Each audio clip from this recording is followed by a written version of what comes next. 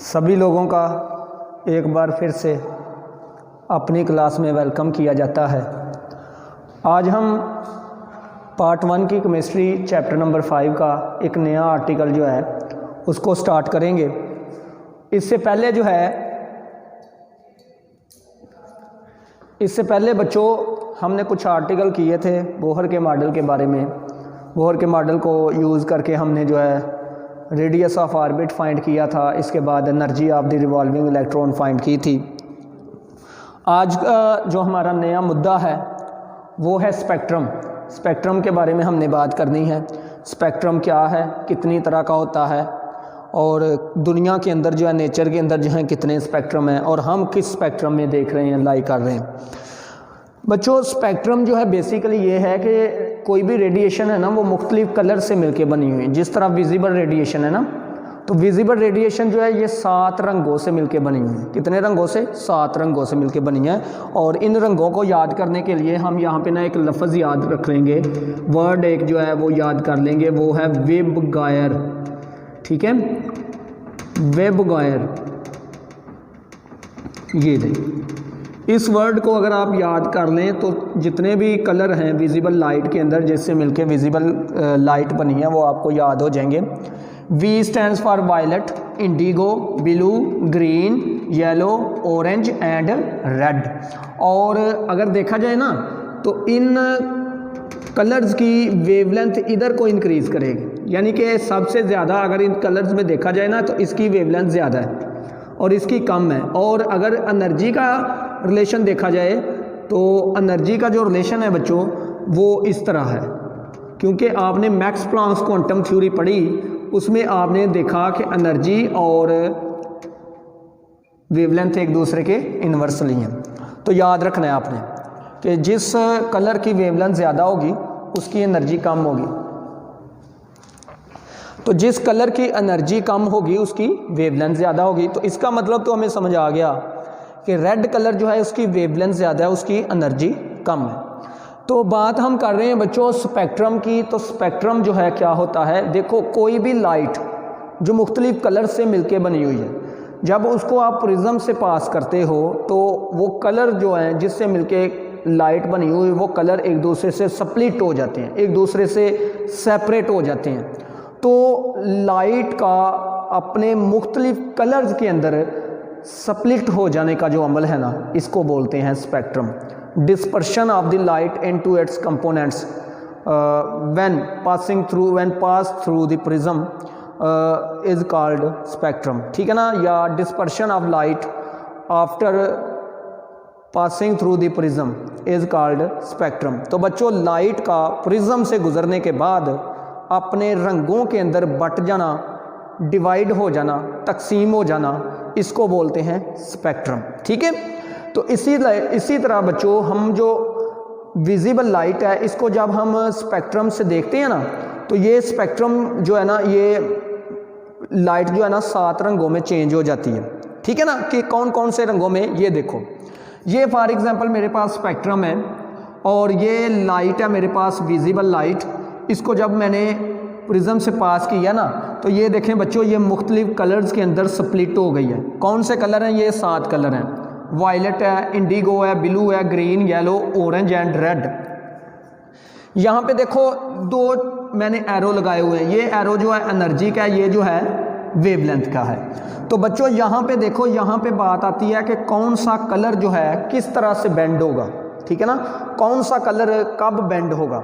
तो बात याद रखनी है बच्चों, जिस कलर की वेवलेंथ कम होगी उसकी एनर्जी ज़्यादा होगी, ये बात याद रखनी है। जिस कलर की वेवलेंथ कम होगी उसकी एनर्जी ज़्यादा होगी और जिस कलर की एनर्जी ज़्यादा होगी वो कम बेंड होगा। ठीक है, या सिंपल समझ लें, जिस कलर की वेवलेंथ कम होगी वो कम बेंड होगा और जिस कलर की वेवलेंथ ज़्यादा होगी वो ज़्यादा बेंड होगा। ठीक है, फॉर एग्जांपल देखें, वायलेट कलर की एनर्जी सबसे ज़्यादा है, ये देखें, तो इसलिए बच्चों वायलेट कलर सबसे कम बेंड होगा। लेकिन सबसे ज़्यादा जो वेवलेंथ है, यानी कि जो सबसे कम एनर्जी है, और वेवलेंथ रेड कलर की ज़्यादा है और एनर्जी रेड कलर की सबसे कम है, तो इसका मतलब ये है कि रेड कलर सबसे ज़्यादा बेंड होगा। ठीक है। तो ये बातें इसलिए मैंने लिखी हुई हैं कि इधर को वेवलेंथ इंक्रीज कर रही है। क्यों कर रही है? क्योंकि ये वायलेट कलर है, ये इंडिगो, ब्लू, ग्रीन, जिस तरह ये है, ठीक है। और इधर को एनर्जी इंक्रीज कर रही है, ठीक है ना, ये है, ठीक है। तो याद रखने की बात यही है कि जिस कलर की या जिस लाइट की वेवलेंथ कम होगी उसकी एनर्जी ज़्यादा होगी, और जिसकी एनर्जी ज़्यादा होगी मतलब जिसकी वेवलेंथ कम होगी वो जो है कम बेंड होगा, ठीक है। इसके बाद बच्चों देखते हैं कि नेचर के अंदर जो है कितने स्पेक्ट्रम हैं, ठीक है। नेचर के अंदर अगर देखा जाए तो बच्चों 8 स्पेक्ट्रम है, ठीक है ना, 8 तरह की लाइट्स हैं, ठीक है, जिसमें से सिर्फ और सिर्फ एक रीजन के अंदर, एक स्पेक्ट्रम के अंदर, ठीक है ना, एक रीजन के अंदर हम देख सकते हैं। तो जिस रीजन के अंदर हम देख सकते हैं बच्चों उस रीजन को बोलते हैं विजिबल रीजन, ठीक है। ये याद रखनी है बात। दुनिया के अंदर 8 रीजन है रेडिएशंस के, और हम जिस रीजन में लाई कर रहे हैं, हम जिस रीजन के अंदर जो है एक दूसरे को देख सकते हैं वो है हमारे पास विजिबल रीजन, ठीक है। और हमारी आँख जो है मतलब किस वेवलेंथ से लेके कितनी वेवलेंथ तक के दरमियान देख सकती है, यानी कि विजिबल रीजन की जो रेंज है वो है 400 नैनोमीटर से लेके 750 नैनोमीटर तक, ठीक है। ये बात याद रखें। हमारी जो आँख है बच्चों इस रीजन से पीछे नहीं देख सकती, इस रीजन से आगे नहीं देख सकती, मतलब ये वाला जो रीजन है इधर ही हम एक दूसरे को देख सकते हैं, और इस रीजन को बोलते हैं विजिबल रीजन। विजिबल रीजन के अगर बैक साइड पे देखा जाए, इस साइड को देखें तो बच्चों 4 रीजन है, ठीक है, और इस साइड को अगर देखें तो बच्चों 3 रीजन है। विजिबल रीजन से पीछे जो रीजन है वो स्टार्ट हो रहा है cosmic rays, gamma rays, X rays and UV rays, ultra violet rays. इससे आगे जो रीजन है वो है IR radiation, infrared radiation, microwave radiation and radio waves radiation. तो यहाँ पे देखो बच्चों इधर को एनर्जी बढ़ रही है और इधर को एनर्जी कम हो रही है, मतलब इधर को वेवलेंथ बढ़ रही है और इधर को एनर्जी बढ़ रही है। तो देखो सबसे ज़्यादा जो रीजन, जो एनर्जी वाला रीजन है वो है कॉस्मिक रेज का, उसके बाद है एक्स रेज का, सॉरी गैमा रेज का, उसके बाद है एक्स रेज का, उसके बाद है अल्ट्रा वायलेट रेज का, उसके बाद विजिबल रीजन है, ठीक है, उसके बाद IR रीजन। अल्ट्रा वायलेट का मतलब क्या है? अल्ट्रा वायलेट का मतलब ये है कि बच्चों ये जो विजिबल रीजन है ना इसके अंदर 7 कलर हैं ये वाले, ठीक है। और अगर देखो तो वेवलेंथ इधर को इंक्रीज कर रही है और एनर्जी इधर को इंक्रीज कर रही है। तो विजिबल रीजन जो स्टार्ट होता है ना वो वायलेट से होता है, वायलेट से पीछे अगर देखा जाए तो ये रीजन है, इसलिए इसको बोलते हैं अल्ट्रा वायलेट, वायलेट से ऊपर वाला रीजन, ठीक है। और ये देखो बच्चों ये वाला विजिबल रीजन जो है ना ये एंड हो रहा है रेड कलर के ऊपर, तो इसलिए इससे रेड कलर की एनर्जी विजिबल रीजन में सबसे कम है। क्यों? क्योंकि इधर को वेवलेंथ बढ़ रही है ना, तो वेवलेंथ बढ़ने से का मतलब है कि एनर्जी कम हो रही है। तो ये रीजन की इस कलर की रेडिएशन की जो है एनर्जी कम है, और इससे कम वाला जो रीजन है उसको बोलते हैं IR रीजन, मतलब रेड से भी कम एनर्जी वाला रीजन। I का मतलब होता है inferior, IR infra red, infra मतलब नीचे वाला, ठीक है ना, रेड से नीचे वाला, अल्ट्रा वायलेट वायलेट से ऊपर वाला। तो ये बच्चों आपने याद रखना है कि विजिबल रीजन के इस साइड पे यानी कि लेफ्ट साइड पे 3 रीजन है, IR रीजन, माइक्रोवेव रीजन और रेडियो वेव रीजन। और रेडियो वेव्स की वेवलेंथ सबसे ज़्यादा है और एनर्जी जो है सबसे कम है, और कॉस्मिक रेज की एनर्जी सबसे ज़्यादा है और वेवलेंथ सबसे कम है। ये थी बातें। अच्छा बच्चों आगे अगर बात की जाए हम स्पेक्ट्रम की बात करें तो स्पेक्ट्रम है 2 तरह के, स्पेक्ट्रम की 2 टाइप्स हैं, लाइन स्पेक्ट्रम, इसको एटॉमिक स्पेक्ट्रम भी कहते हैं, कंटिन्यूस स्पेक्ट्रम, ठीक है जी, 2 टाइप्स हैं। इसके बाद सबसे पहले बात हम कर लेते हैं कंटिन्यूस स्पेक्ट्रम की। कंटिन्यूस स्पेक्ट्रम क्या होता है बच्चों? एक ऐसा स्पेक्ट्रम जिसके अंदर जो कलर होते हैं लाइट्स के वो आपस में इस तरह से डिफ्यूज़ होते हैं कि उनको आप एक दूसरे से डिस्टिंग्विश नहीं कर सकते, सेपरेट नहीं कर सकते, ठीक है ना। तो ऐसा स्पेक्ट्रम जिसके अंदर कलर एक दूसरे में मर्ज हों, एक दूसरे से वो सेपरेट ना हो सकें, उसको हम क्या नाम देते हैं?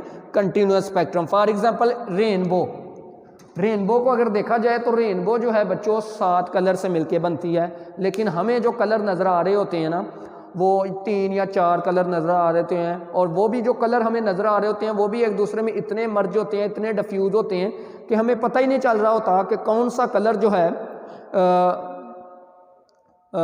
कहाँ से स्टार्ट हो रहा है और कहाँ पे ख़त्म हो रहा है।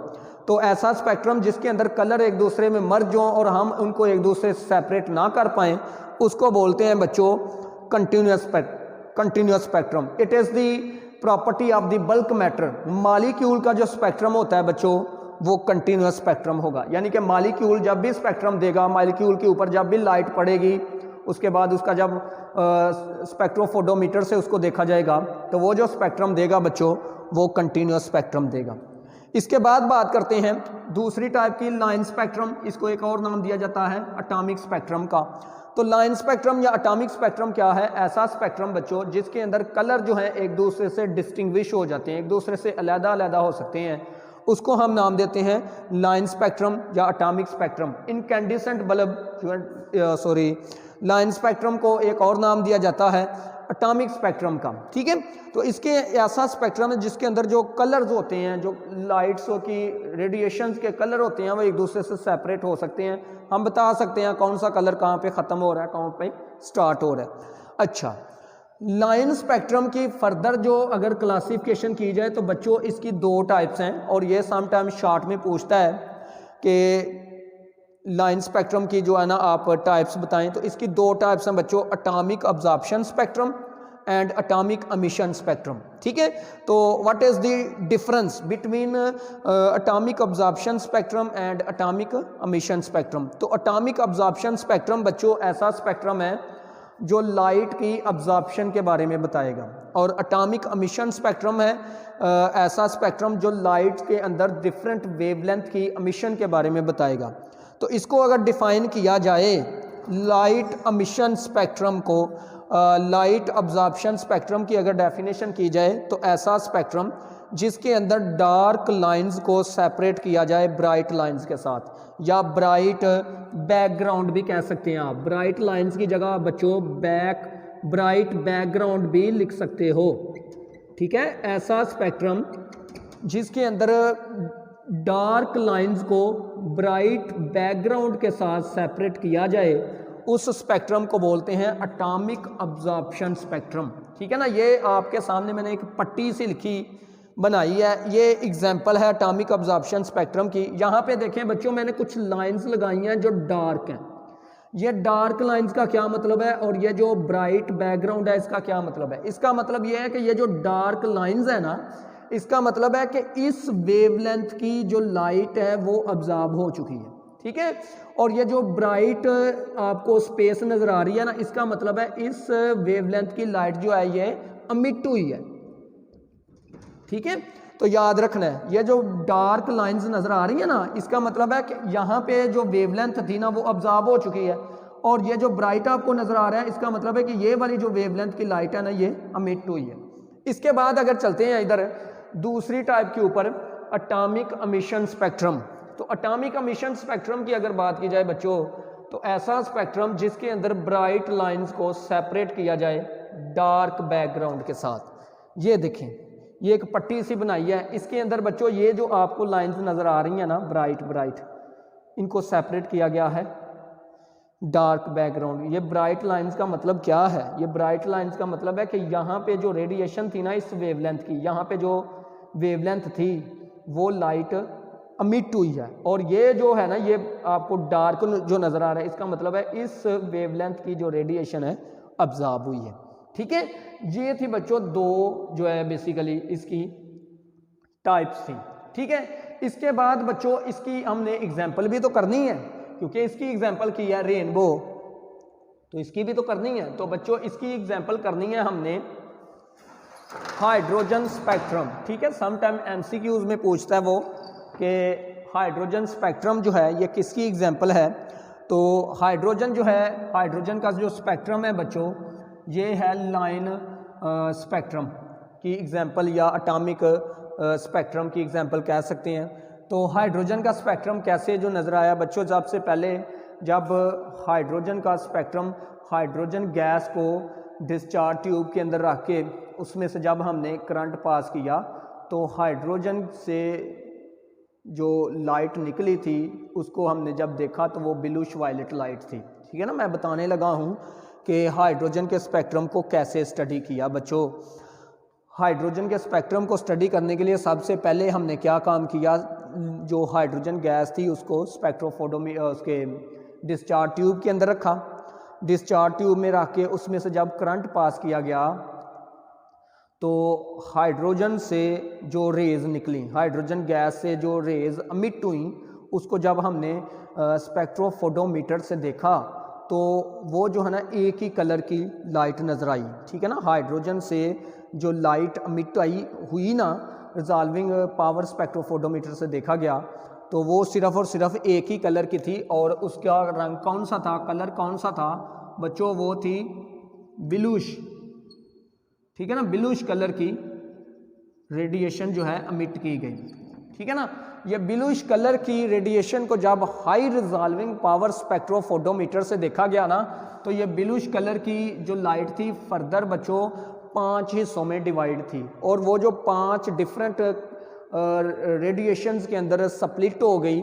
ये एक ब्लूइश कलर की रेडिएशन को जब हाई रिजॉल्विंग पावर स्पेक्ट्रोफोटोमीटर से देखा गया तो ये आगे फर्दर 5 रेज के अंदर जो है डिवाइड हो गई।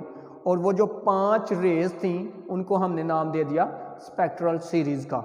और वो स्पेक्ट्रल सीरीज़ कौन कौन सी हैं बच्चों, वो स्पेक्ट्रल सीरीज़ ये हैं, Lyman series, Balmer series, Brackett series, Paschen series and Pfund series. ठीक है, तो ये हमने देखना है कि ये बनती कैसे हैं, बेसिकली ये हमने देखना है। तो इसको देखने के लिए स्टडी करते हैं हम ओरिजिन ऑफ हाइड्रोजन स्पेक्ट्रम। इसको स्टडी करने के लिए हम कंसीडर करते हैं कि बच्चों ये मेरे पास ना एक हाइड्रोजन का एटम है और इसके एक बाहर वाले शेल के अंदर एक इलेक्ट्रॉन है। मैंने इस इलेक्ट्रॉन को प्रमोट करने के लिए इसको एनर्जी दी और ये इलेक्ट्रॉन जो है एक्साइटेड स्टेट में चला गया। ठीक है ना, और इन एक्साइटेड स्टेट्स को, इन ऑर्बिट्स को समझने के लिए मैं यहाँ पे एक जो है ना डायग्राम ड्रा की हुई है, ये वाली। लेट कर लें कि ये हाइड्रोजन का पहला ऑर्बिट है, ये दूसरा है, ये तीसरा है, ये चौथा है, ये पांचवा, अप टू 100 ऑन इन्फिनिटी तक इसके ऑर्बिट हैं। ठीक है, यहाँ पे इलेक्ट्रॉन पड़ा हुआ था। ठीक है, मैंने इसको एनर्जी दी, ये कहीं ऊपर चला गया बच्चों। ठीक है जी, अब जब ये कुछ देर के बाद इलेक्ट्रॉन नीचे आएगा, बोहर के मॉडल के मुताबिक जब इलेक्ट्रॉन नीचे आएगा तो वो एनर्जी अमिट करेगा in the form of photon. Photon की फॉर्म में ये एनर्जी अमिट करेगा। अब ये जब इलेक्ट्रॉन नीचे आएगा तो इसके लिए ऑप्शंस हैं। क्या ऑप्शन है कि ये इलेक्ट्रॉन जो है मे बी डायरेक्ट पहले ऑर्बिट पे गिरे, मे बी डायरेक्ट दूसरे ऑर्बिट पे गिर जाए, मे बी डायरेक्ट तीसरे ऑर्बिट पे गिर जाए, मे बी डायरेक्ट चौथे ऑर्बिट पे गिर जाए, मे बी डायरेक्ट 5वें ऑर्बिट पे गिर जाए, मे बी डायरेक्ट 6ठे ऑर्बिट पे गिर जाए। किसी भी ऑर्बिट के ऊपर ये गिर सकता है।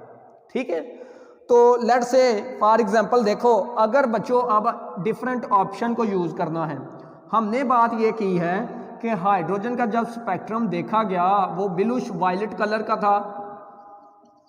ठीक है, और इस ब्लूइश वायलेट कलर को जब further high resolving power spectrophotometer से देखा गया तो ये 5 हिस्सों में आगे, ये जो लाइट है ना ये 5 डिफरेंट रेडिएशन से मिलके बनी हुई थी और 5 डिफरेंट रेडिएशंस में स्प्लिट हो गई जब इसी लाइट को हाई रिजॉल्विंग पावर स्पेक्ट्रोफोटोमीटर से देखा गया।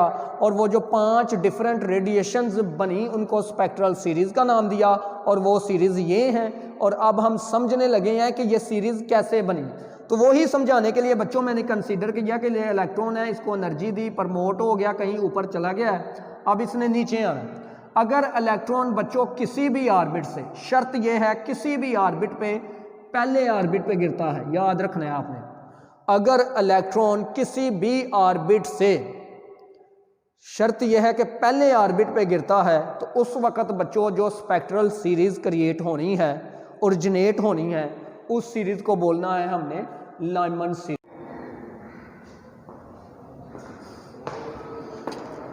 बच्चों लाइमन सीरीज़ के बारे में बात कर रहे हैं। लाइमन सीरीज़ ये है कि जब इलेक्ट्रॉन किसी भी ऑर्बिट से पहले ऑर्बिट पे गिरेगा तो उस वक्त जो सीरीज़ क्रिएट होगी उसको बोलना है लाइमन सीरीज़। यहाँ पे देखो N1 का मतलब है कि पहला ऑर्बिट, N2 कोई भी ऑर्बिट, N1 पे किसी भी ऑर्बिट से इलेक्ट्रॉन अगर n1 पे गिरता है तो लाइमन सीरीज क्रिएट होगी। और ये जो सीरीज़ है, ये वाली सीरीज़ हम नहीं देख सकते। क्यों? क्योंकि बच्चों ये अल्ट्रा वायलेट रीजन में लाई करती है, ठीक है ना, इस वजह से ये सीरीज़ हम नहीं देख पाए।